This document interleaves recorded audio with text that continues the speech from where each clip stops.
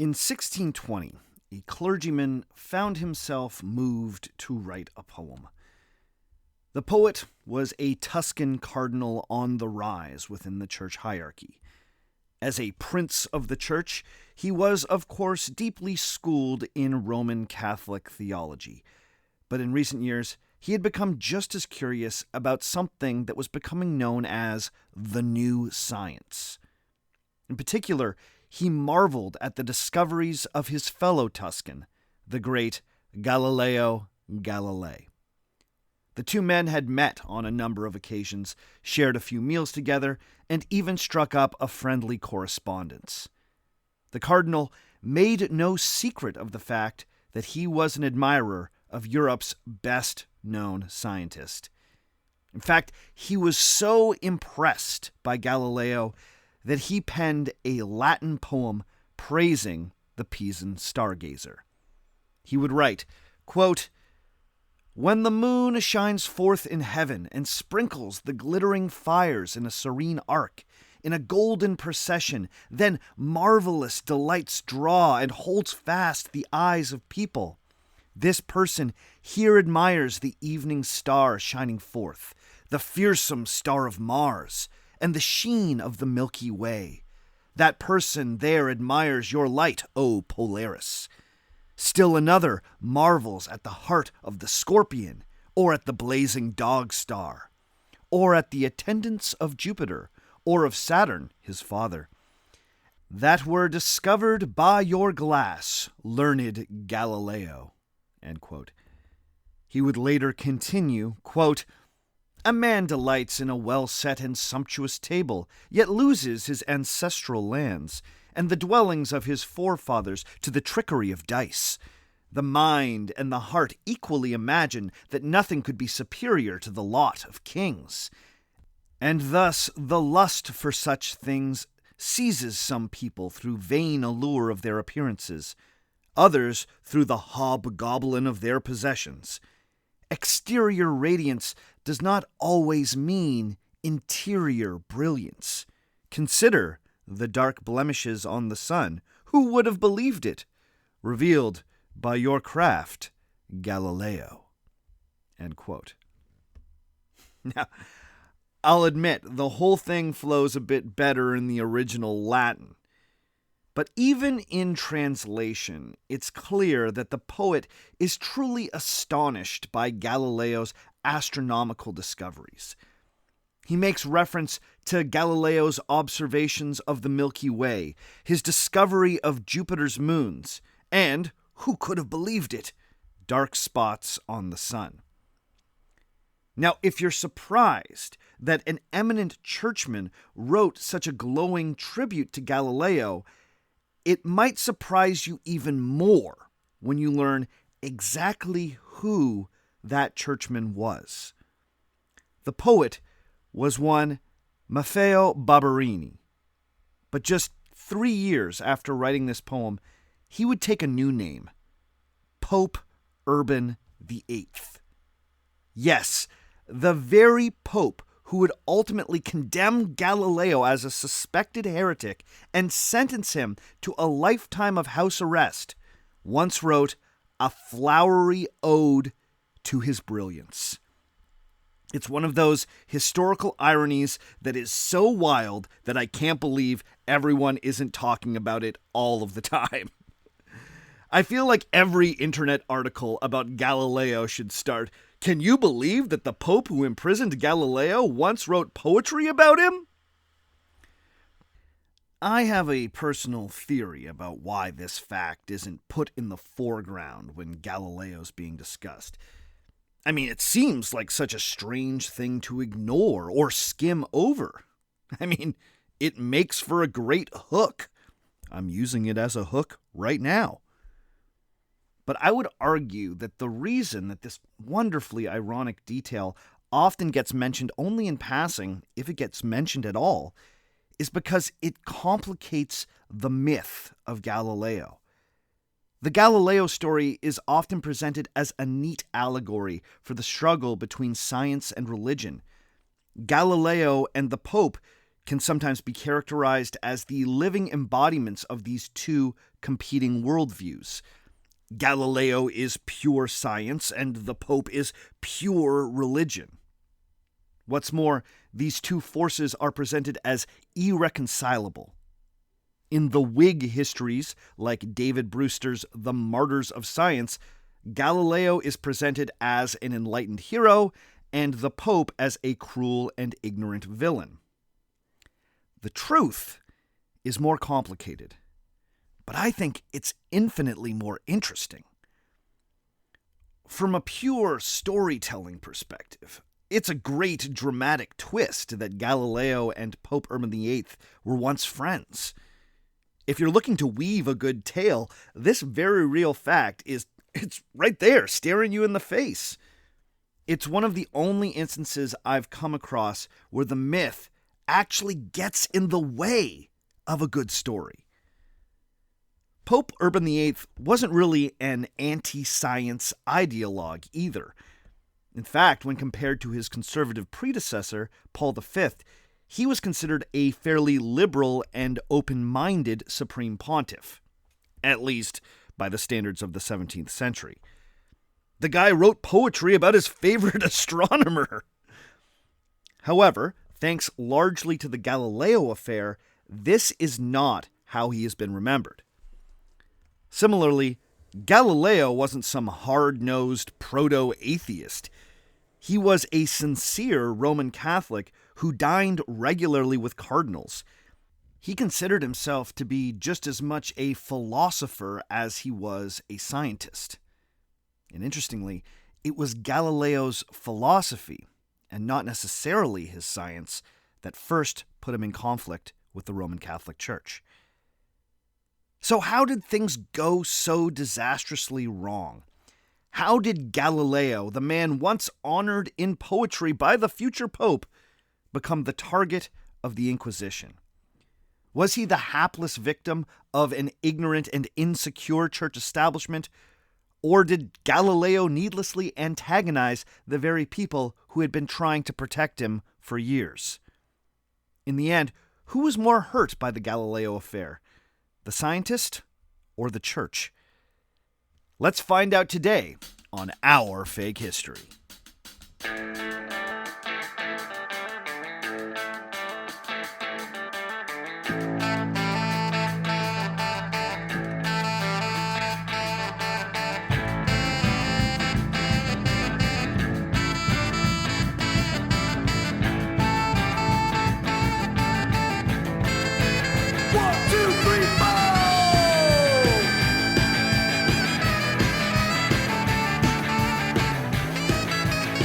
Episode number 165, What Was the Galileo Affair?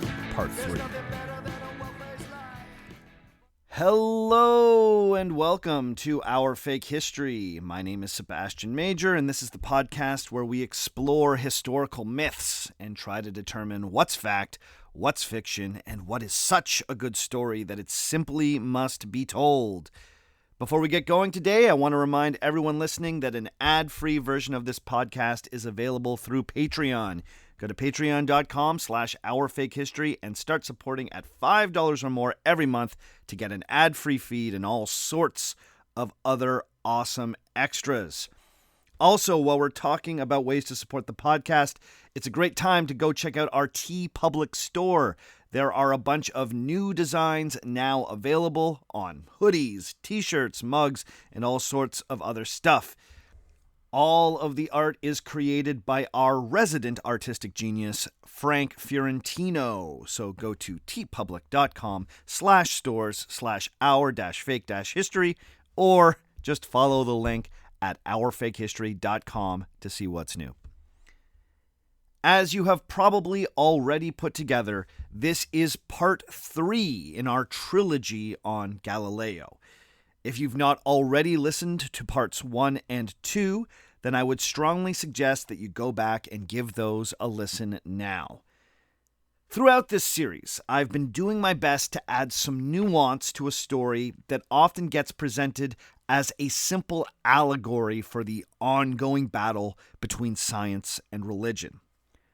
Along the way, that's meant busting a number of myths, big and small, about Galileo.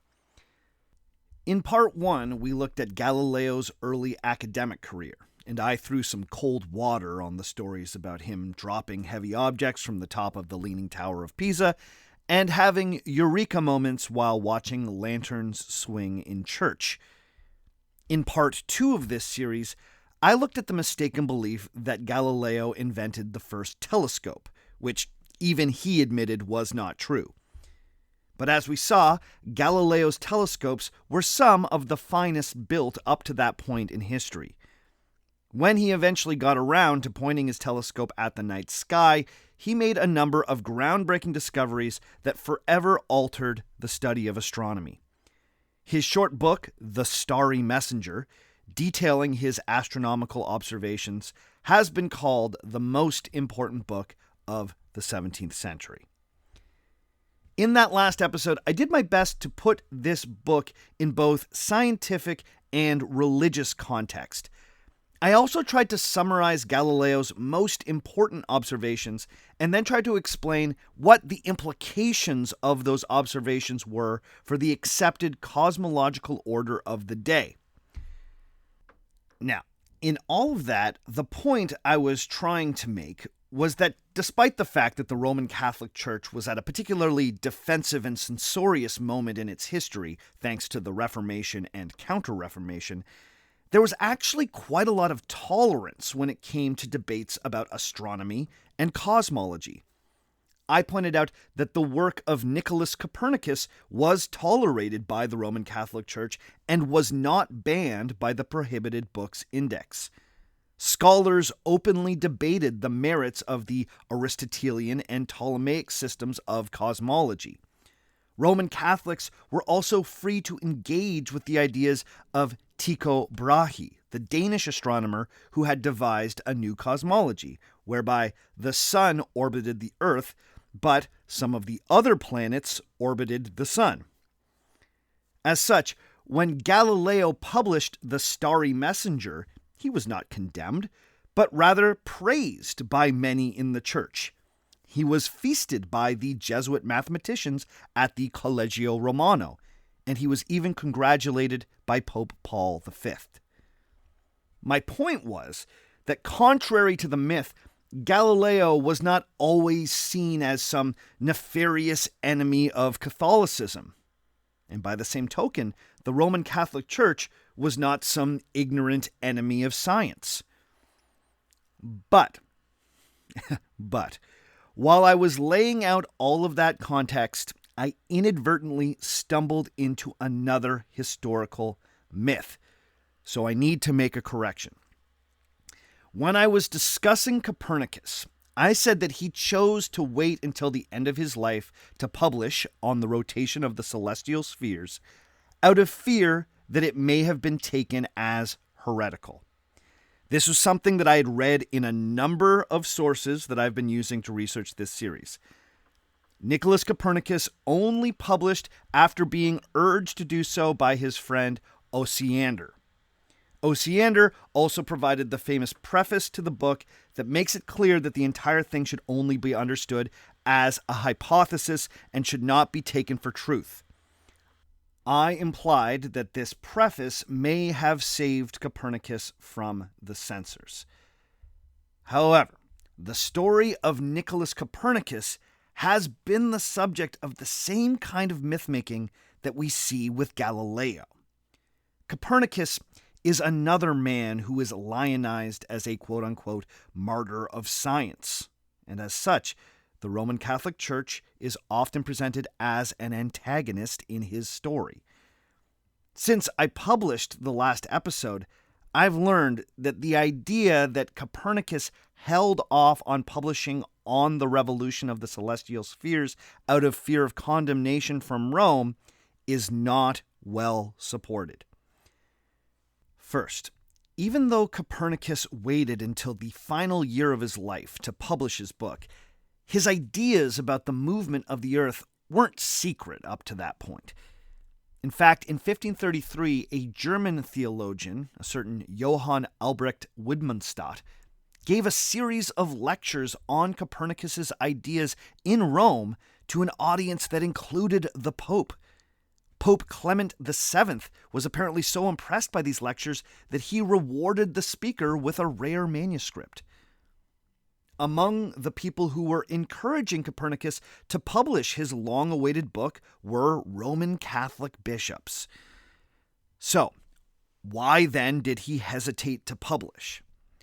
Well, in the dedication to his book, Copernicus makes reference to his fellow mathematicians, who were surely going to find fault with his system. You see, the Copernican system is not perfect. And I apologize for breezing past this in the last episode, because this is something that is worth understanding. Copernicus was ultimately right that the Earth revolved around the sun, but there were many things that he was wrong about. For instance, Copernicus believed that all the planets, including the Earth, revolved along perfectly circular orbits like those described by Ptolemy. We now know this isn't accurate. In fact, it was Galileo's friend and fellow astronomer, Johannes Kepler, who first described elliptical orbits. In Copernicus's system, while the Earth revolved around the sun was not technically the mathematical center of the Earth's orbit. Instead, Earth's orbit went around a point in space adjacent to the sun. That was the only way that the orbit could still appear perfectly circular. All of this is to say that Copernicus understood that there were real scientific and mathematical objections to his system. And perhaps he was more concerned about those criticisms than any of those that might come from either a Roman Catholic or Protestant churchman. In the last episode, I said that Copernicus had demonstrated that the best math showed that the Earth revolved around the sun. That may have given the impression that Copernicus's math had unambiguously demonstrated the truth of heliocentrism. But that's not really accurate. In fact, Copernicus's heliocentric model had a number of flaws that would not be fully resolved until the time of Isaac Newton. So, for clarity's sake, I should have said that Copernicus had created a mathematical model that was better at explaining astronomical phenomena than Aristotle's or Ptolemy's had been. Anyway, when I somewhat clumsily threw out there that Copernicus waited to publish his book out of fear of reprisals from the church, I was inadvertently propagating one of the larger myths that I've been trying to bust with this series. That's the myth that in this period, the Roman Catholic Church was an unambiguous enemy of science, and everyone knew it. Now, in my defense, I did spend quite a lot of time pointing out that Copernicus was never condemned by the church, and that his book was never censored. That is, until after Galileo. I also spent a good chunk of that episode explaining how well received Galileo's The Starry Messenger was by the Collegio Romano and the Pope. But despite all that, I still let the myth creep in. So apologies for the misstep. I'm glad I got a chance to make the correction before the series was finished. I need to give a thank you to listener and blogger Tim O'Neill, who took me to task for this and pointed me towards some sources that could help clarify things. Thank you, Tim. Hopefully you like the rest of the episode. I know you'll be listening carefully. I think my misstep with Copernicus does help illustrate how historical myths can become meta-narratives that can color the way that we perceive the past. I had my spidey sense tuned for this kind of historical myth, and yet that one slipped right past me because it fit a larger meta-narrative that I'd become comfortable with. It's just yet another reminder not to take anything for granted when exploring stories like these. Today, I'm going to do my best to bring this series to a conclusion. When we last left Galileo, he was the toast of Rome. The spectacular debut of his telescope in Venice and the publication of The Starry Messenger had made him the most celebrated scientist in all of Europe. He had cleverly used this string of successes to wrangle his dream job as the court mathematician and philosopher in Florence. This meant he was able to wave goodbye to all of his teaching duties and instead focus on his scientific research. In the years that followed, Galileo would make a handful of new astronomical discoveries that would only enhance his reputation as Europe's greatest scientist. However, as Galileo's fame grew, he soon started to publish works that went beyond the straightforward astronomical observations that characterized the starry messenger. Soon, Galileo was commenting openly on what his observations meant for our understanding of the cosmos. To this end, Galileo began to take seriously his title as court philosopher. His job wasn't just to observe nature, it was, perhaps, to explain nature. It was this presumption that would ultimately run him afoul of the church and would begin the long legal process that we've come to know as the Galileo Affair. So, how exactly did Galileo go from being saluted by the Pope to imprisoned by the Vatican? Let's see if we can make some sense of it.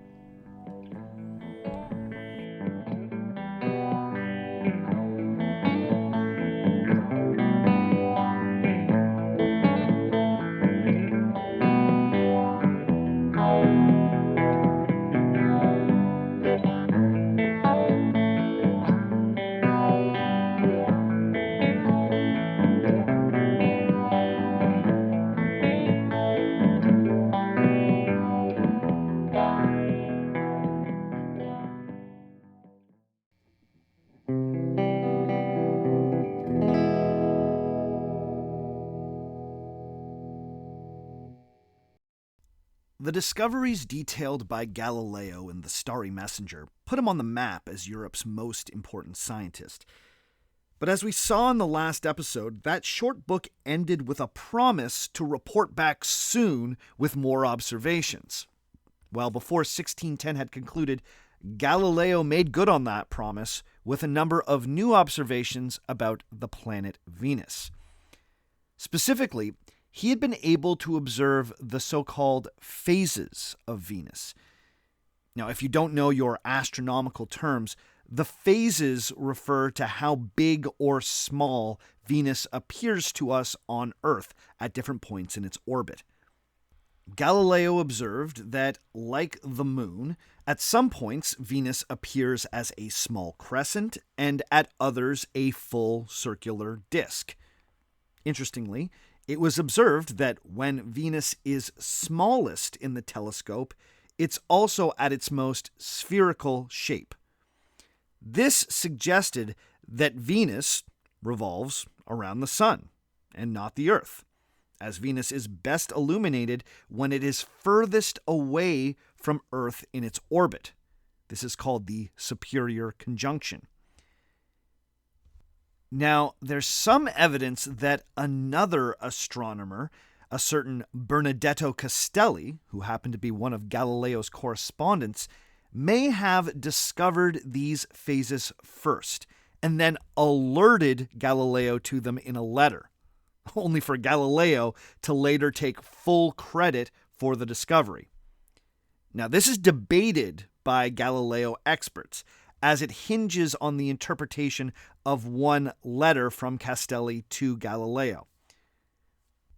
But remember, Galileo's nickname was the Wrangler, so anytime he's accused of doing a little wrangling, I'm up for considering it. But with all that said, Galileo was clearly the first person to publish his findings about the phases of Venus. Galileo also started observing Saturn, and as far as we know, he was the first person to see Saturn's rings. But he didn't know that they were rings. To him, it looked like Saturn had ears.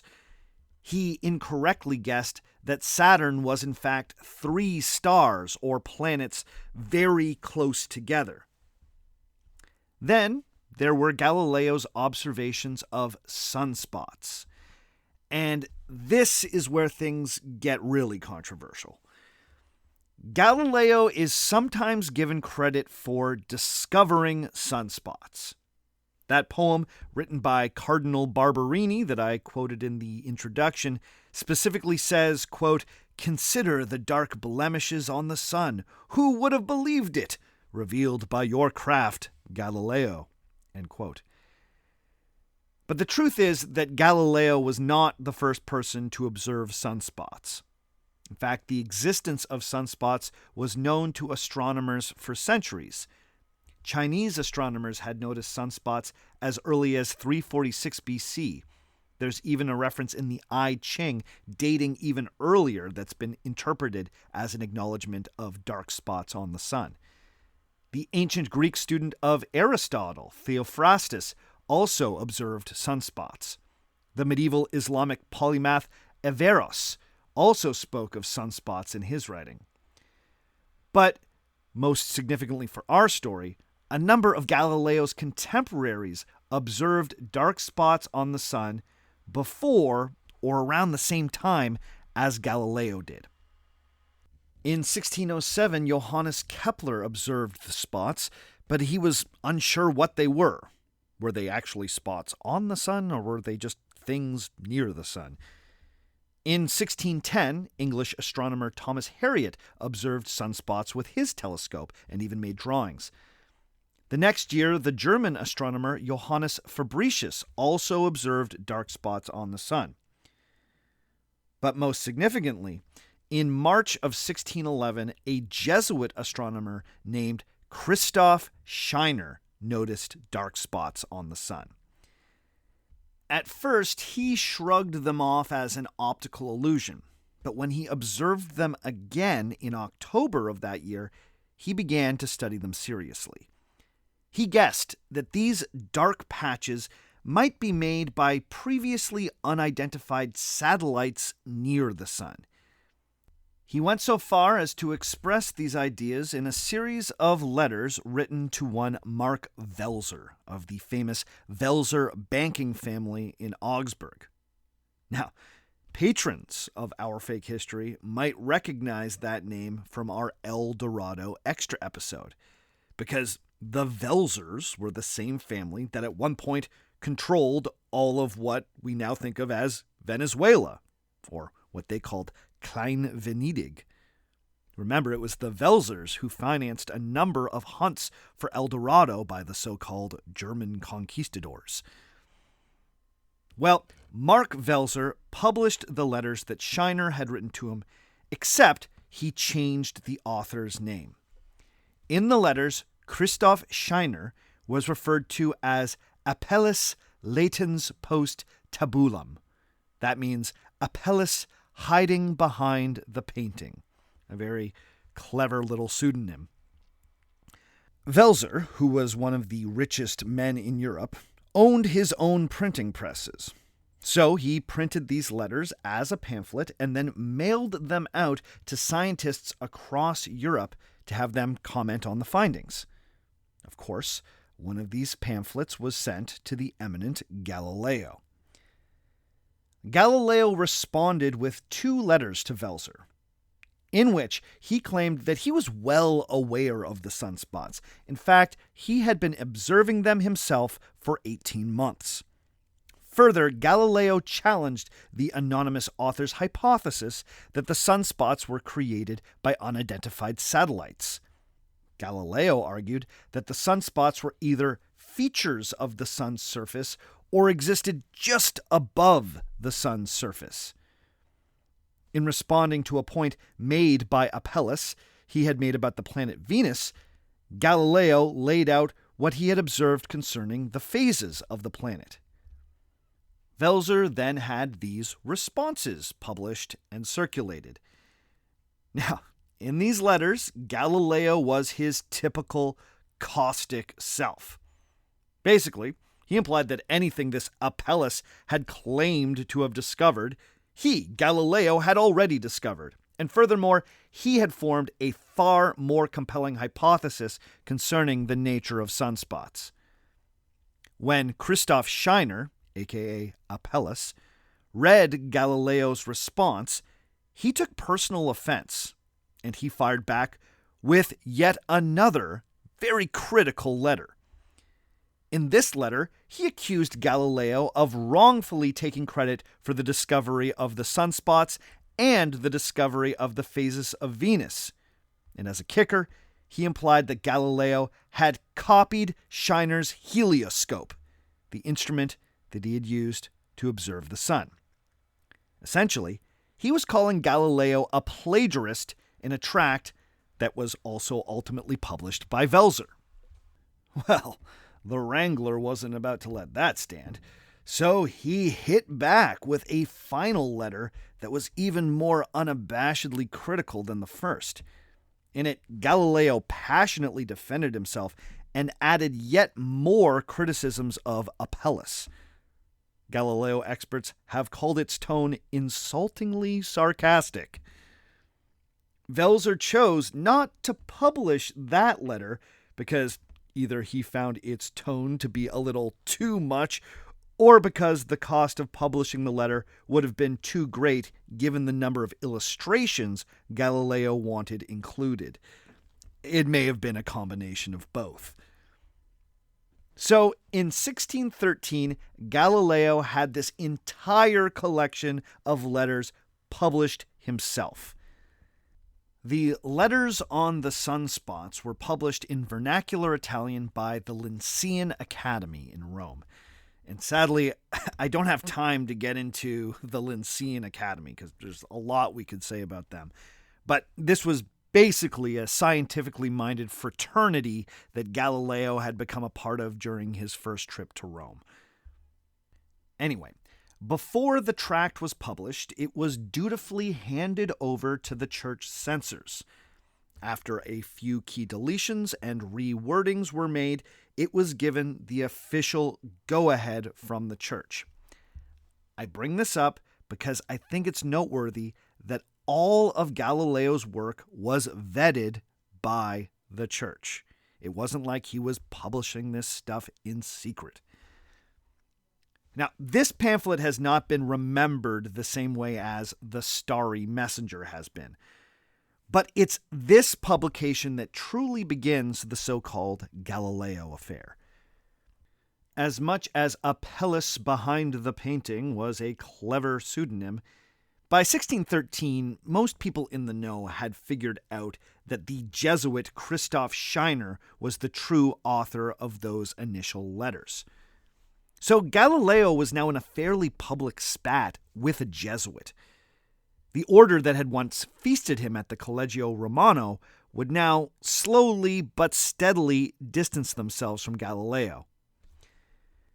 But even more significantly, in the Letters on the Sunspots, Galileo finally did what he had been careful not to do in the Starry Messenger. At the end of his third letter, he concluded that all of these new observations meant that the Copernican system was clearly more accurate than that of Ptolemy or Aristotle. When summing up his observations of the planet Saturn, he wrote, quote, "I say to your lordship that this star too, Saturn, and perhaps no less than the emergence of the horned Venus, agrees in a wondrous manner with the harmony of the great Copernican system, to whose universal relations we see such favorable breezes and bright escorts directing us." End quote. This was the first time that he had explicitly confirmed in writing that he believed that the Copernican system should be embraced, or at least that he was being directed towards it by favorable breezes. Now, it's worth remembering that Copernicus's book had not been banned or even censored by the church. There was nothing explicitly heretical about discussing his ideas. But up to that point, Copernicus's ideas had been little more than an interesting mathematical hypothesis. When Galileo came out and said that Copernicus's model should be embraced as an explanation for the structure of the known universe, that put a new focus on the now 70-year-old writings of the Polish mathematician. But while the letters on the sunspots were provocative, the real turning point for Galileo came at the end of 1613. In December of that year, one of Galileo's students in Florence, a young man named Benedetto Castelli, sent his teacher a letter saying that he'd recently been at a large feast with the Duke of Tuscany, Cosimo II.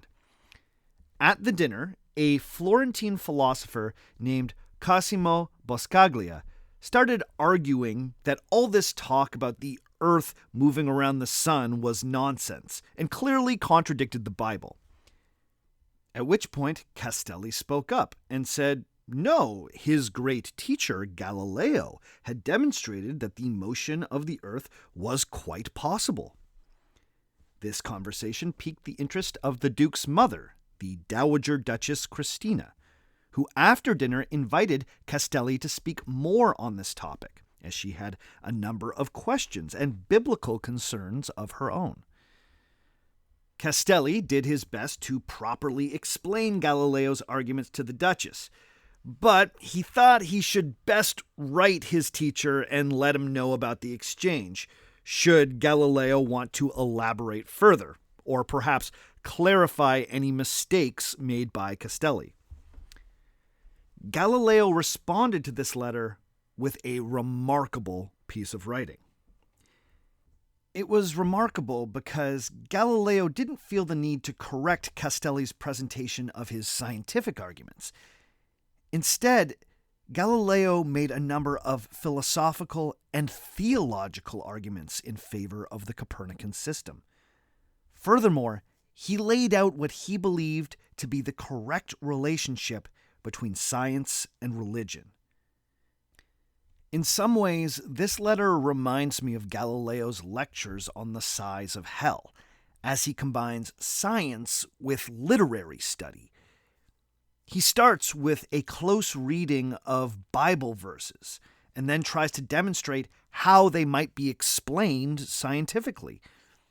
In particular, he argues that the passage from the book of Joshua, where God stops the sun in the sky to lengthen the day, actually makes more scientific sense from a Copernican perspective than it does from a Ptolemaic perspective.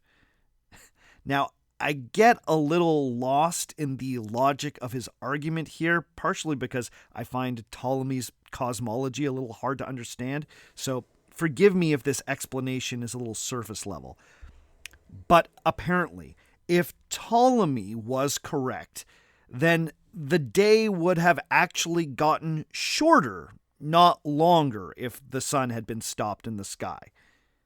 Now, to be clear, Galileo does not question the power of God to stop the sun. Rather, he's saying that the mechanics of lengthening the day by making the sun appear still in the sky make more sense with Copernicus's model. But these arguments are just cute table dressing when compared to Galileo's larger point. You see, Galileo believed, like all Roman Catholics of that era, that the Bible was a perfect, unerring document. However, he also believed that many parts of the Bible were written using figurative language. The Bible could only be incompatible with science because it had been misinterpreted by people. As such, and this was the truly provocative idea, he believed that the Bible should be reinterpreted when new scientific discoveries were made. In other words, religion should never stand in the way of the discoveries that had been made through careful observation and experimentation. And while he never said it quite this explicitly, it seems like he believed that biblical interpretation should be guided by science. Eventually, Galileo would take his original letter to Castelli and would expand on it, creating a more robust defense of his position. This he published a few years later as the Letter to the Grand Duchess Christina, There he provided an even more fleshed-out defense of his theological argument. To this end, Galileo cites some of the most respected church fathers and theologians, most notably St. Augustine, who was one of the most important thinkers in the early church and easily one of the most important theologians in the history of Christianity. In the letter to the Duchess Christina, Galileo quotes at length from St. Augustine. Augustine had written that people of different backgrounds, Christian or otherwise, can make observations about nature. Therefore, it's damaging to the faith if Christians cling to interpretations of Scripture that obviously contradict what can be understood through simple logic or experience. Galileo would point to a passage where St. Augustine summed up this point by saying that if non-Christians, quote, find a Christian mistaken in a field which they themselves know well, and hear him maintaining foolish opinions about our books, how are they going to believe those books in matters concerning the resurrection of the dead, the hope of eternal life, and the kingdom of heaven, when they think their pages are full of falsehoods on facts which they themselves have learned from experience and the light of reason? End quote. Galileo's big point was that even the most eminent of church fathers believed that Christians should not cling to opinions proven false by the, quote, light of reason. In fact, doing so damaged the faith and kept people from salvation. Galileo's original letter to Castelli wasn't ever technically published, but after it was sent, copies were made, and soon the letter was being circulated amongst those in the know in Italy. Now, it's not like Galileo was trying to keep these ideas secret, but the letter was essentially the 17th century equivalent of a concert bootleg. This was bootleg Galileo. But we finally made it to the true heart of the Galileo Affair. In the Sunspot letters, Galileo had openly advocated for a new understanding of the cosmos that contradicted the currently held position of the Roman Catholic Church. Even more provocatively, in the letter to Castelli, Galileo had played the theologian. He had presented new interpretations of Bible passages. Even more eyebrow-raising, he had advocated for a new guiding principle when it came to how Christians should interpret the Bible. Remember, one of the most heated points of conflict during the Reformation was the question of who gets to interpret the Bible and how should that interpretation be undertaken. The Roman Catholic Counter-Reformation was all about locking down who got to interpret Scripture. Where there were any points of disagreement amongst the clergy, the Council of Trent made sure that a clear decision was reached. And now you had the wrangler, making the case that theologians should be taking their cues from scientists. This was an upsetting idea. The moons of Jupiter could spin around all they wanted, but theologians being guided by scientists, that was the real challenge to the existing order. It was this letter to Castelli, a work that wasn't even properly published, that earned Galileo his first proper condemnation from churchmen. A Dominican friar named Tommaso Cassini was one of the first and most tenacious public opponents of Galileo. By 1614, Cassini already had a reputation as a fire-breathing preacher. Some of his earlier sermons had been so incendiary, in fact, that he had been reprimanded by his archbishop. Cassini had been suspicious of Galileo for quite some time. So when he was passed a copy of the letter to Castelli, he saw his opportunity to attack both Galileo and the new science more broadly. In December of 1614, he gave a sermon on the book of Joshua, the very book Galileo had cited as biblical support for Copernicanism. Suffice it to say, Cassini did not share Galileo's interpretation of the text. He used the occasion to condemn the ideas of Copernicus and all those who would defend them. While he never said Galileo's name, at the end of the sermon, he ended with a verse from the Acts of the Apostles that reads, quote, "Ye men of Galilee, why stand ye gazing up into heaven?" End quote. It was a thinly veiled shot at Galileo, and it would prove to be just the beginning. Unbeknownst to the scientist, a few months later, Cassini and a few like-minded Dominicans presented the letter to Castelli to the Holy Office in Rome and requested that they officially investigate Galileo. The Holy Office is perhaps better known by its earlier title, the Inquisition. Investigating Galileo would, by extension, mean an official ruling would need to be made on Copernicus. Was the Copernican system officially heretical? And should his book be placed on the index of forbidden books? In early 1615, Galileo traveled to Rome, unaware that the Inquisition was actively investigating him. However, over the course of that year in Rome, it would become clear that certain members of the clergy were now actively working to have Galileo put in his place. Over the course of the year, the Holy Office interviewed a number of clergymen. They also debated the standing of Copernicus. Ultimately, the Holy Office recommended to the Pope that the idea that the sun sits at the center of the universe should be considered, quote-unquote, formally heretical. And the idea that the earth moves around the sun should be understood as, quote, erroneous in the faith, end quote.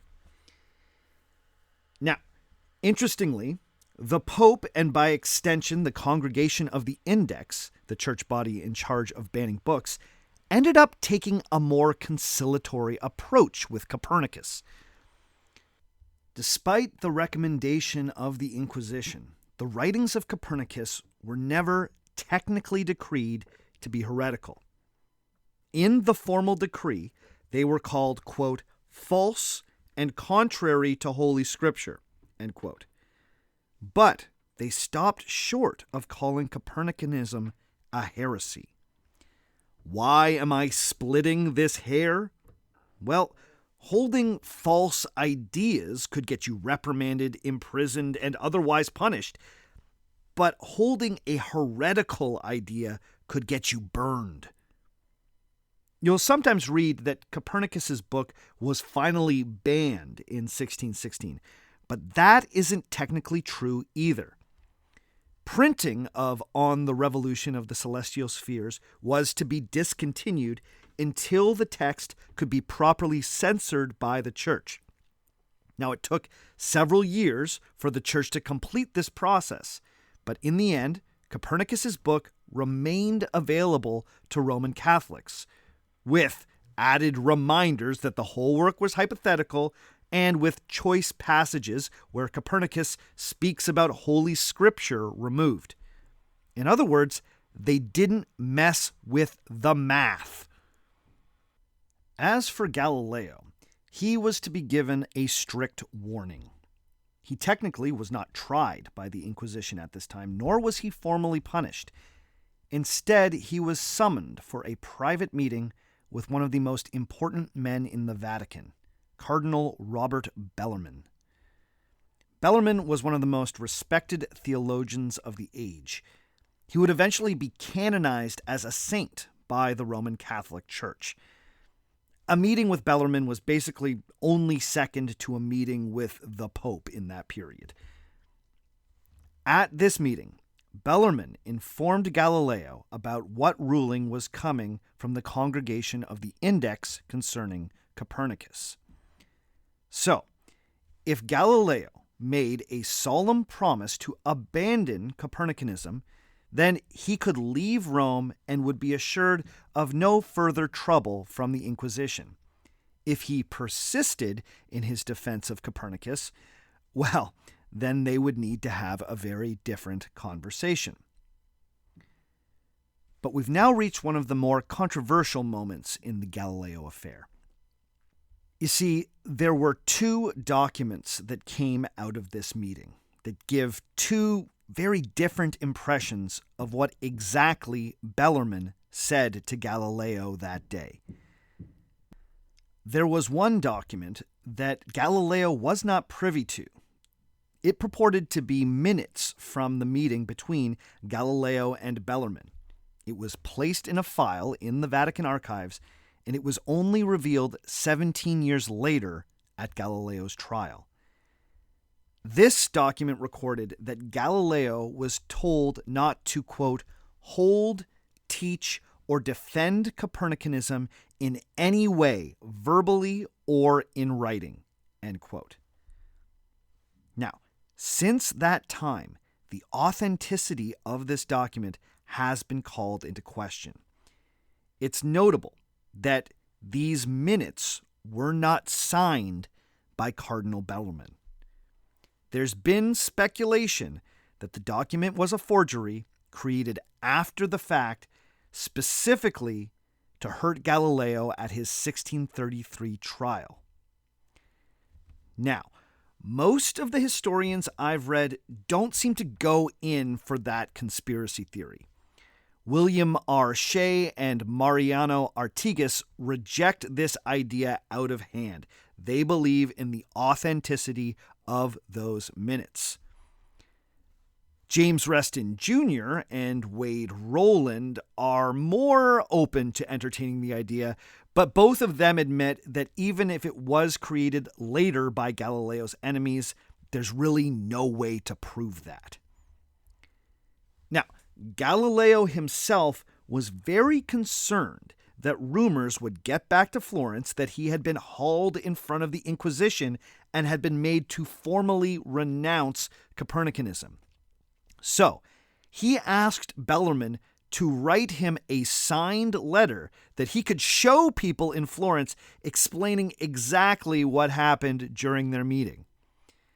In the letter, Bellarmine makes it clear that Galileo had not been formally sanctioned by the Inquisition, but he had been instructed by the cardinal not to, quote, hold or defend, end quote, the views of Copernicus. Galileo agreed to this, but he would later argue that the wording in the letter from Bellarmine was such that he believed that Copernicanism could still be discussed as a hypothetical, so long as he did not hold or defend the position. The actions of the Congregation of the Index also seem to support this interpretation of Bellarmine's command. Copernicus wasn't banned, after all. It was just declared to be wrong. Since the censored version of the book would eventually be available, it seemed like Copernicus could be discussed as an ultimately erroneous hypothesis. But in 1616, Galileo knew better than to push his luck.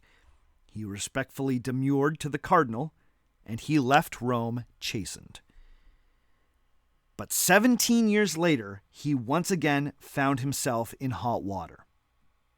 What happened to bring the Galileo Affair to its final head? Well, let's take a quick break, and when we return, we'll find out.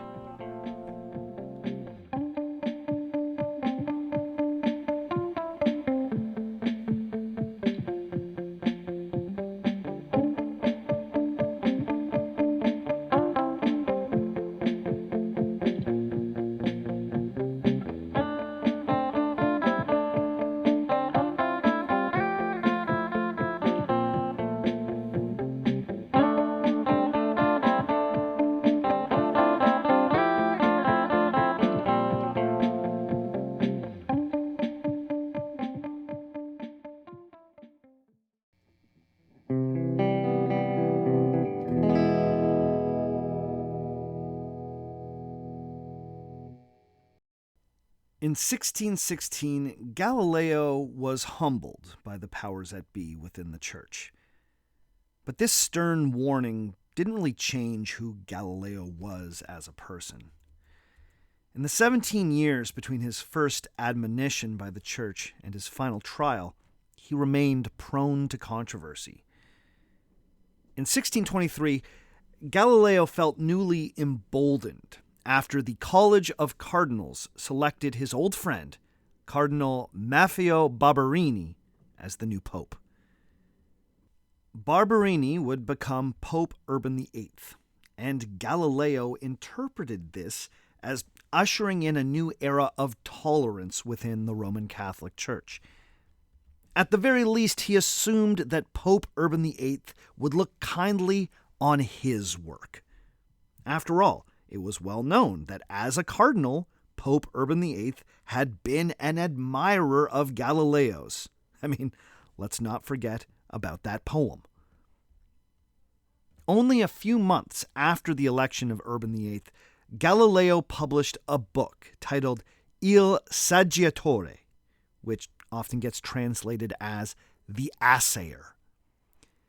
This book has been remembered as one of the best early discourses on what has been labeled the quote-unquote modern scientific method. I put that in quotes because that very idea is kind of controversial among historians.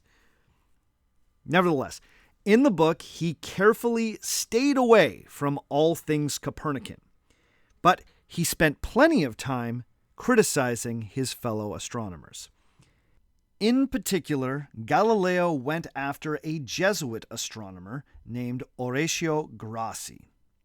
Galileo rejected Grassi's hypothesis on the nature of comets. Now, for what it's worth, both Grassi and Galileo ended up being wrong about comets. But in The Assayer, Galileo focused more acutely on Grassi's methods as a scientist. He basically accused him of being unscientific. This was the first shot in what became a war of words between Grassi and Galileo. In an article called The Discourse on Comets, which was credited to one of Galileo's students, but was likely co-authored by Galileo himself, Grassi, the Jesuits, and the Collegio Romano were all the subject of criticisms so harsh that it was hard not to read them as provocative insults. After the publication of The Assayer, any love that was left for Galileo within the Jesuit order had completely dried up. His public spats with Christoph Scheiner, Grassi, and now the Collegio Romano more broadly, earned him the ire of the Jesuits, who, ironically, were perhaps the most scientifically minded of the religious orders. But I guess it wasn't so ironic, considering that Galileo's biggest issue with the Jesuits was how they conducted themselves as scientists. Either way, by the end of the 1620s, Galileo had made enemies within one of the most important and influential religious orders of the era. But for all the controversy generated by the Assayer, this was still not enough to get Galileo hauled before the Inquisition. The final straw came a solid decade later. After the publication of The Assayer, Galileo settled into the life of a court mathematician and philosopher in Florence. In that time, he steadily worked away on a book that he believed would be his magnum opus. This wasn't going to be some slim pamphlet detailing his astronomical observations, or a hot-headed polemic aimed at some Jesuit. No, this was going to be a work of literature that would bring together his life's work as an astronomer while also acting as a great work of philosophy. It would address the most significant debate in the world of science, and it would read like Plato's Republic. What's more, it would be written in vernacular Italian, the Florentine dialect, so it could be more accessible. The Fruit of Galileo's Labors was a book that was simply published as Dialogue. It was later reprinted with the subtitle incorporated as Dialogue Concerning the Two Chief World Systems, and that's how you will often see it referred to. Now, I have to admit, this is not the punchiest title that Galileo ever came up with, but not everything can be the Starry Messenger. As the title suggests, the book takes the form of a dialogue between three interlocutors. Now, obviously, Plato was the ancient master of this form, but in the 17th century, the dialogue was experiencing a bit of a renaissance, if you will. Galileo's dialogue was between three speakers, two philosophers, Salviati and Simplicio, and a curious layman, Sagredo. Sagredo and Salviati were both named after two of Galileo's friends. Sagredo, in particular, was named after a well-known Venetian socialite who had been Galileo's best buddy when he was living in the Serene Republic. Simplicio was ostensibly named after a famous 6th century Aristotelian named Simplicius of Cilicia. However, the name Simplicio makes it look like a pretty obvious pun. Simplicio rhymed with the Italian word for simple, the connotation being that Simplicio was a simpleton, and so whatever comes out of his mouth really shouldn't be taken too seriously. The topic of the dialogue was, provocatively, which system for explaining the cosmos is best? Should we hold to the system proposed by Aristotle and supported by the math of Ptolemy, or should we embrace the system proposed by Nicholas Copernicus? Arguing that Copernicus should be embraced and that we should accept that the Earth moves around the sun, we have Salviati. Every modern commentator I have read says that Salviati is basically a stand-in for Galileo himself. This is because he is armed with all of Galileo's astronomical research and many arguments that were familiar from the letters on the sunspots and the Assayer. Simplicio is a dyed-in-the-wool Aristotelian who defends the traditional cosmological system. Now, the obvious question here is, how did Galileo think he was going to get away with this? He was forbidden from talking or writing about Copernicus, right? Well, Galileo seems to have genuinely believed that he was only forbidden from holding or defending a belief in the Copernican system. He thought that his book threaded the needle by honestly and openly comparing Copernicus to Aristotle and Ptolemy. He is very careful never to explicitly say that the Copernican position is imbued with more truth. He also ends the dialogue with the Aristotelian system being acknowledged as the better of the two. But when you read the dialogue on the two chief world systems, it's very clear which argument is favored by the author. I mean, he's not subtle. He puts the Aristotelian argument in the mouth of a character named Simplicio. He might as well have just called him Stupidhead. Furthermore, his character Salviati is given some truly savage things to say about the anti-Copernicans. At one point in the dialogue, when discussing those who dismiss Copernicus, he writes, quote, "Silence would be the most appropriate punishment for their worthlessness, if there were not other reasons that force us to repudiate them. One reason is that we Italians are making ourselves look like idiots. We have become the laughingstock of foreigners, especially those who have broken from our religion." End quote. Oh, that's the wrangler for you. He does not pull his punches. Basically saying the Italians who reject Copernicus are making us look like idiots. The Protestants are laughing at us. Now, there's reason to believe that Galileo thought he could get away with this because in the past he had such a good relationship with the man who was now Pope. By 1633, the two had not been in communication for some time, but perhaps Galileo still thought that the Pope was on his side.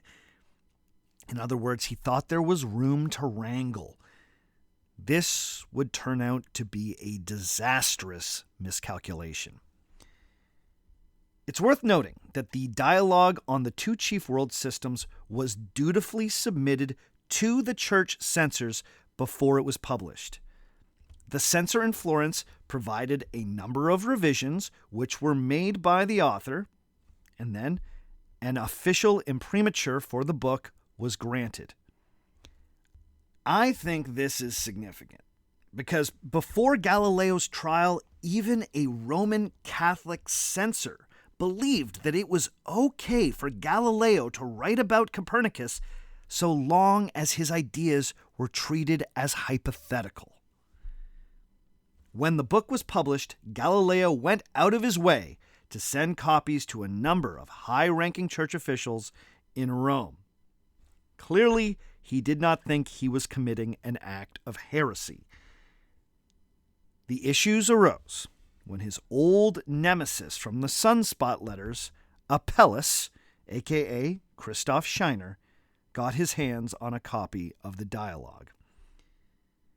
You see, Galileo had gone out of his way to insult Scheiner yet again in the pages of the dialogue. Sometimes the wrangler just couldn't help himself. There was really no reason for him to take a fresh shot at Scheiner in this book, but Galileo was salty like that. So he had his Salviati character essentially call Scheiner vain and stupid. There's a story that when Scheiner bought Galileo's book, he visibly turned red in front of the shopkeep when he read these passages. Then he angrily demanded to know why he had paid 5 gold crowns only to be insulted. It's a colorful little tale, but I find it hard to believe considering that the bits about Scheiner appear pretty deep in the text. Like, unless he had been tipped off and already knew where to turn in the book, or he'd been reading the book for hours in the bookshop, it seems unlikely that he would have chanced upon the offending passages. Either way, when Scheiner saw that his name had been dragged through the mud yet again by Galileo, he decided that this was the last straw. The book was clearly flirting with heretical ideas, so Scheiner thought that it was time to give the church establishment the push it needed to finally shut Galileo up. To this end, he found a sympathetic ear from another well-connected Jesuit, the vice-rector of the Collegio Romano, Horatio Grassi. As you might remember, Grassi was the Jesuit that Galileo had so fiercely criticized in the pages of the Assayer. These two men were able to use the influence and power of the Jesuit order to push for a formal investigation by the Holy Office. Having the Jesuits actively campaigning against him was bad for Galileo, but even worse was the reaction of Pope Urban VIII. Now, there's reason to believe that Pope Urban VIII felt personally betrayed by Galileo. Some have speculated that Jesuits close to the Pope may have convinced Urban VIII that he was the model for Simplicio.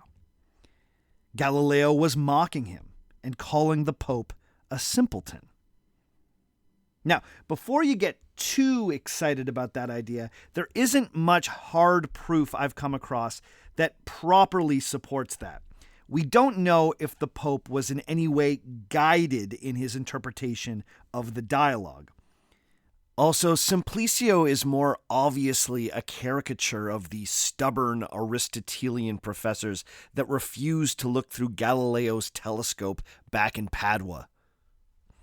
These were the guys who used to wear togas that so annoyed Galileo as a young academic. Simplicio doesn't really seem all that much like Pope Urban VIII. But even if Simplicio wasn't meant to lampoon the Pope specifically, the character was used to represent the position currently held by the Roman Catholic Church. Galileo may have been trying to stick it to stodgy old Aristotelians, but it could be easily read as him sticking it to the church. He just had to call that character Simplicio. Now, it's been guessed that Pope Urban VIII felt especially angered by all of this because he felt like he had stuck his neck out for Galileo in the past. He had supported the scientist, even encouraged him at times. He publicly praised Galileo's brilliance. What's more, in 1616, the church had handled Galileo with kid gloves. They could have thrown the book at him. He had been warned. And then, despite the tolerance, Galileo had spat in their eye with Simplicio. Now, once again, to be clear, we don't know exactly what the Pope was thinking beyond what came out in official pronouncements. But he did publicly say of Galileo, quote, "He did not fear to make sport of me," end quote. This pretty clearly shows that the Pope felt like he had been personally attacked by the dialogue. Biographers like James Reston Jr. are comfortable describing Pope Urban's emotional state after reading Galileo's dialogue as, quote, "white rage." You could argue that the Galileo Affair was about the tension between science and religion, but a lot of it was about personal beef. And so it was that Galileo's book was officially investigated by a special commission set up by the Pope. Now, while this was going on, the Florentine ambassador to the Vatican did his best to defend Galileo to the Pope before things grew more serious. When you read the exchanges between the ambassador and the ambassador really does sound like Galileo's lawyer. He did his best to argue that the church had technically given the book an official imprimatur. It had passed the censors in Florence, so why rule it heretical now? This didn't sway the Pope. He pointed out that there were many books that had at one point passed the censors, only later to be banned. The ambassador tried to use the political power of the Duke of Tuscany as a potential way to end the conflict. This book was dedicated to the Duke, after all, and Galileo was one of the Duke's employees. Why would the Holy Office wish to embarrass the eminent Duke of Tuscany? This argument carried even less water with Urban VIII. The Pope basically just flexed on this one, saying that if the Duke was a good Christian, he would keep his nose out of this. And the Duke would do exactly that. In the end, the whole matter was turned over to the Holy Office, and Galileo was summoned to appear in front of the inquisitors in Rome. In 1757, in a book entitled The Italian Library, an Italian author named Giuseppe Baretti would describe Galileo's ordeal with the Inquisition like this, quote, "This is the celebrated Galileo, who was in the Inquisition for 6 years and put to the torture for saying that the earth moved," end quote. This account is often further embellished with one final little anecdote. We're told that as his trial wound up, the defiant Galileo whispered under his breath, "And yet it moves." The implication is that even though the church was doggedly insisting the contrary, the earth nonetheless revolved around the sun. No pronouncements could make that untrue. This defiant little whisper was his martyr of science moment. But basically everything about that version of events is inaccurate. First, the idea that Galileo was held by the Inquisition for 6 years? I have no idea where Baretti got that idea. The dialogue on the two chief world systems was published in 1632, and the trial was wrapped up by the end of 1633. Now, to be fair, the proceedings of the Holy Office did take the better part of a year, but 6 years is just flat wrong. Galileo was also treated differently from most people being examined by the Inquisition. Typically, suspected heretics were clapped in irons and kept in the dirt-floored dungeons of the Castel Sant'Angelo. Galileo, on the other hand, was first allowed to stay at the comfortable Villa de' Medici, the Florentine embassy in Rome. He was eventually transferred to the Vatican. There, he was confined to rooms usually used by the inquisitors. He was never put in a cell. Now, I'm not telling you this to make the 17th century church seem especially warm and cuddly. This was an era when people with dissenting religious ideas were routinely imprisoned and tortured. A common punishment for heretics was something called the heretic's fork, a nasty little device that was essentially a sharp, double-sided fork attached to a collar that dug into the underside of the wearer's chin, while the other side plunged into their sternum. It's worth remembering that the Holy Office was comparatively gentle with Galileo, but they could be brutal. During his first proper interrogation by his inquisitor, Galileo was lucid and prepared to defend himself. By this point, the Holy Office had found those controversial unsigned minutes from the meeting with Bellarmine in 1616. The case was supposed to be simple. Galileo had been commanded not to, quote, hold, teach, or defend Copernicanism in any way, verbally or in writing. And it said it right here in the official minutes. Well, when Galileo was presented with that evidence, he then produced his own letter signed by Cardinal Bellarmine, saying only that he could not, quote, hold and defend Copernicanism. Galileo argued that he had used this letter as his guide over the course of the last 17 years. And, by the way, his letter was signed. These minutes, not signed. Furthermore, Galileo insisted that his book was not an endorsement of Copernicanism. It merely treated the idea as hypothetical, and ultimately, the ideas of Aristotle and Ptolemy were shown to be superior. The first session ended in a wash, but it's clear that the Holy Office had already made up their mind about Galileo. This wasn't really a trial as we might understand it today. These competing sets of evidence weren't weighed by an impartial adjudicator. Instead, the cardinals discussed what was the best way to get Galileo to confess. Did he need to be tortured? It was ultimately decided that no, only the threat of torture would be needed to nudge Galileo in the right direction. Galileo was a smart man. So, in his second interrogation, the inquisitor only made a passing reference to torture. This subtle hint was enough for Galileo.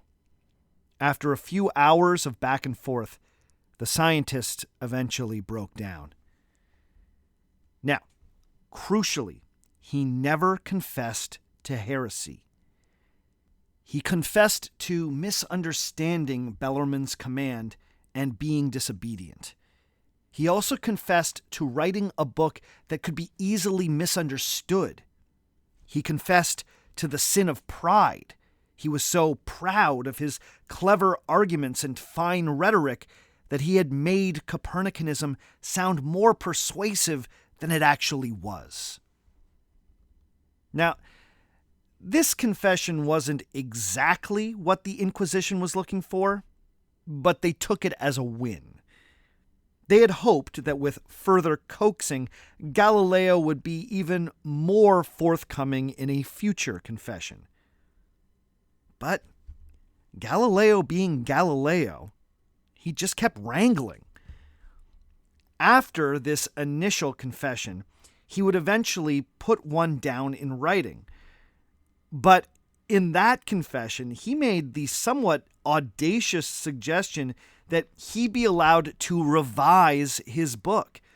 He wanted to write another 100 pages to make it absolutely crystal clear to the reader that the Aristotelian position was the better way to go. This was rejected out of hand. What the Inquisition was really hoping to get from Galileo was a confession that he had held the Copernican position to be true. If he confessed that, then that would essentially mean that he had committed a much more profound sin. He had embraced a teaching that the Church had deemed erroneous. This could be understood as heresy. On June 21st, Galileo was questioned one last time by the Inquisition. Except this time it was done in the Star Chamber at the Vatican, in front of the gathered cardinals. At this proceeding, the question of how Bellarmine's command had been worded was no longer material. Galileo had already confessed to disobedience. This time, the question was, quote, "Do you hold, or have you ever held the Copernican opinion, that the sun and not the earth is the center of the universe?" End quote.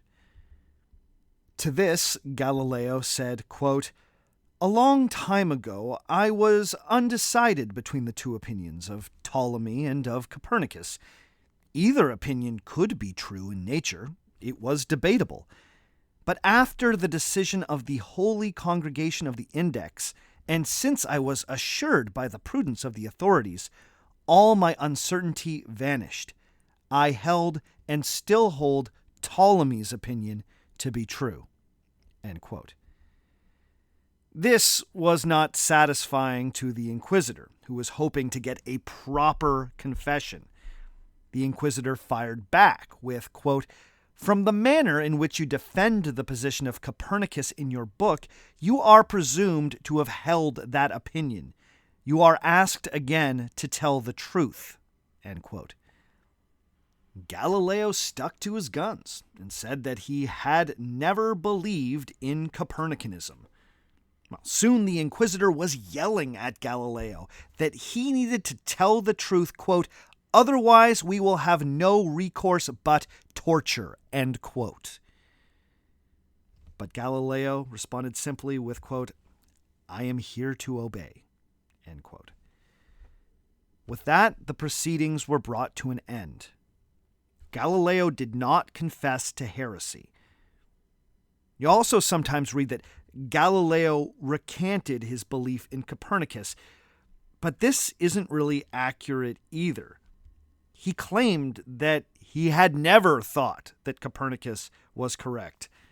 At most, he admitted to having been undecided at one point. And he most certainly did not whisper, "And yet it moves," before his trial was concluded. Quite the opposite. He was like, "I never thought it moved. My book is about how it doesn't move." It seems like the legend that he whispered, "And yet it moves," comes from the Giuseppe Baretti book that I quoted from earlier. But even Baretti didn't claim that he said those words in front of the Inquisitors. That legend seems to have picked up steam in the 19th century, around the time that Galileo was being made into a martyr of science. There's one particularly famous painting of Galileo from the 1800s that has him carving those words, "and yet it moves," into a desk with a nail. Now, there is a fascinating Scientific American article from 2020 by the author Mario Livio. He tried to run down a claim that the "and yet it moves" motto had an older provenance. This was based on a now lost 17th century painting that potentially had those words on it. In the end, Livio was left unsure that the painting in question was actually from the 17th century. The article is a great little bit of historical detective work that I think fans of this show will really enjoy. So I will link to it through the website and on the Facebook page. Check it out. Anyway, it seems pretty clear that there was no final moment of defiance in the name of science from Galileo. The only thing he insisted on was that he had never truly believed that the Earth moved around the sun. Oddly, in the context of this trial, that was kind of defiant. In the end, despite their loud threats, the Inquisition chose not to torture Galileo in order to procure a more damning confession. He had confessed to disobedience, and so that was what he was found guilty of. Further, they added that he was, quote, vehemently suspected of heresy, end quote. Heresy had not been confessed to or even proven. It was just suspected, and the church wanted everyone to know that. Now again, it might seem like I'm splitting hairs, but this wording was significant. He was suspected of heresy, but he was not a confirmed heretic. This meant that he would not be burnt at the stake. He would also not be excommunicated, and as such would not be condemned to hell. As a believing Roman Catholic, this was something that Galileo was genuinely concerned about. In the end, the dialogue on the two chief world systems was placed on the index of prohibited books. Galileo was sentenced to house arrest indefinitely, and he was given a series of penances that he was expected to perform daily. He would serve the first year of his imprisonment in Siena, before being allowed to serve the rest of it in one of his homes near Florence. He would remain under house arrest until he died in 1642. So, Galileo wasn't held by the Inquisition for 6 years, and he was never tortured. He was never even shown the instruments of torture, which is how the playwright Bertolt Brecht would present events in his famous play, The Life of Galileo. Torture was hinted at and then explicitly threatened, but it never came to that. Also, we need to chuck out the myth that Galileo stubbornly insisted on the truth of heliocentrism until the moment he was threatened by the Inquisition. No. The wrangler kept wrangling. He insisted that he had been misunderstood, that he had never really believed that the Earth went around the sun, and that he was only guilty of making his Copernican character a little too clever. Galileo was a truly great scientist, and his contributions to our understanding of the universe shouldn't be overlooked. I believe that he truly has earned his place in history. But we shouldn't prop him up as a martyr of science, because he didn't die for his beliefs. I mean, you could argue that he was forced to live out his days under house arrest because of his beliefs, but even that's a bit of a stretch. To me, it seems like the Galileo Affair was more about personal vendettas and hurt feelings than it ever was about the place of the Earth in the cosmos. Galileo's science was never really at question. He only stirred up controversy when he ventured into theology. And then he kicked the hornet's nest when he started taking shots at well-placed Jesuits. But that's not to say that he somehow deserved what happened to him. Let's be clear. The 17th century Roman Catholic Church was actively asserting its power over the question of what is true. Ever since the Council of Trent inaugurated the era of the Counter-Reformation, the Roman Catholic Church had been especially vigilant in policing any ideas they deemed to be corrosive. From a modern perspective, this can be disturbing. To those of us who value freedom of expression, academic freedom, and the open exchange of ideas, the level of censorship and control demonstrated by the church in this era is off-putting, to say the least. I'll be honest, this is one of my biases. I am someone who believes very deeply in those values. But I need to remind myself that these are very modern values. It can be easy to present Galileo as an early champion of these ideals, but that's an exaggeration at best. In the end, Galileo wasn't a martyr. He was the wrangler. He thought he could sneak potentially subversive ideas past the censors if his delivery was clever enough and if he left himself enough room to wrangle. And he might have gotten away with it too if he hadn't taken the opportunity to insult well-placed Jesuits. Also, Simplicio was just asking for trouble. Now, this isn't to say that the church was right to ban his book or restrict his freedom. But I only believe that because I think banning books, silencing scientists, and torturing people for heresy is wrong on principle. With that established, there was nothing especially egregious about the church's handling of Galileo. If anything, they treated him with a lighter touch than was common for that era.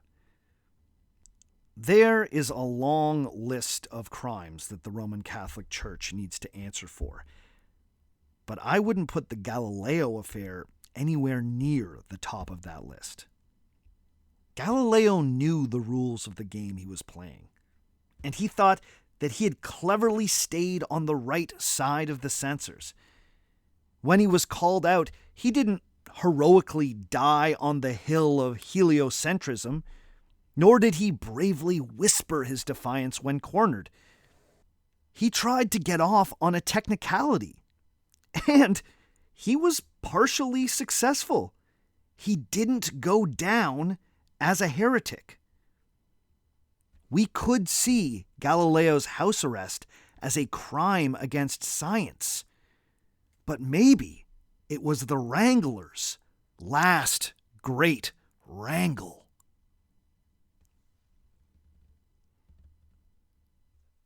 Okay, that's all for this week. Join us again in 2 weeks' time when we will explore another historical myth.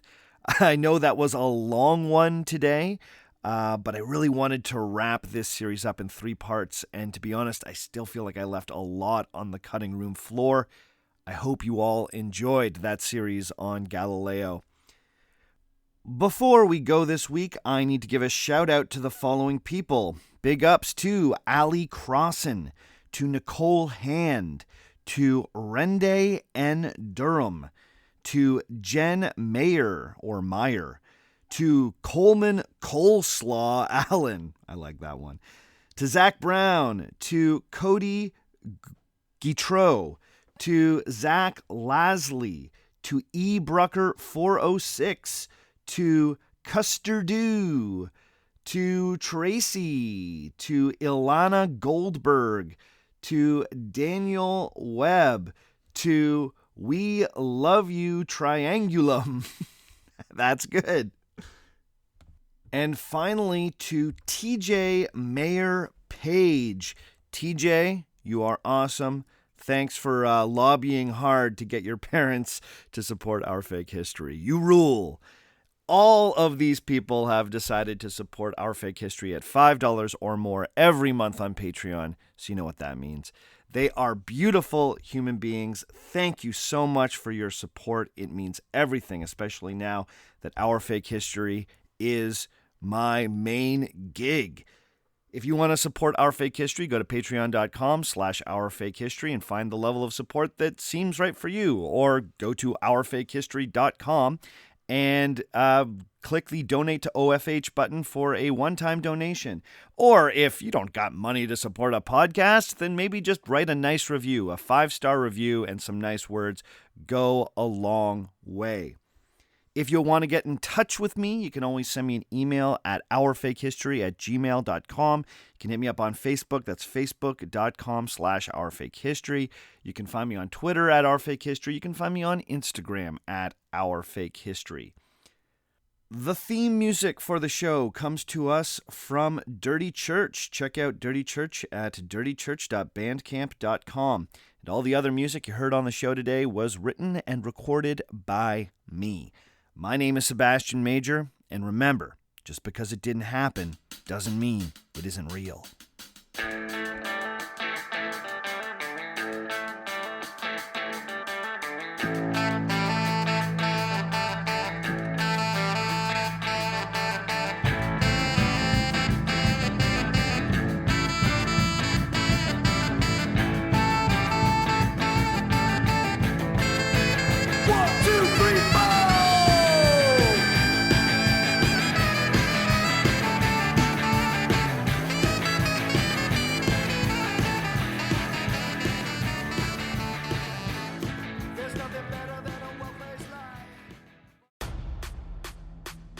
What's up, everybody? It's All-Star and World Series champ Nick Swisher here, and I'm stoked to tell you about my new podcast, The Nick Swisher Show, right here on PodcastOne. If you know me, you know I've worn a lot of hats in my career, and each one of them has had highs, lows, and a whole lot of learning in between. And that's exactly what I'm bringing to this podcast. You're going to get crazy interviews with athletes from their struggles to their successes and all their unbelievable superstitions along the way.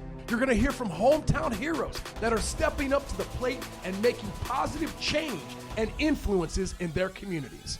I mean, we've got scientists, coaches, comedians. I'm telling you, whether you're an athlete, a parent, a coach, or just looking for a little energy in your life, then home plate is right here. It's old school soul with new school vibes. It's the Nick Swisher Show, coming soon wherever you get your podcasts.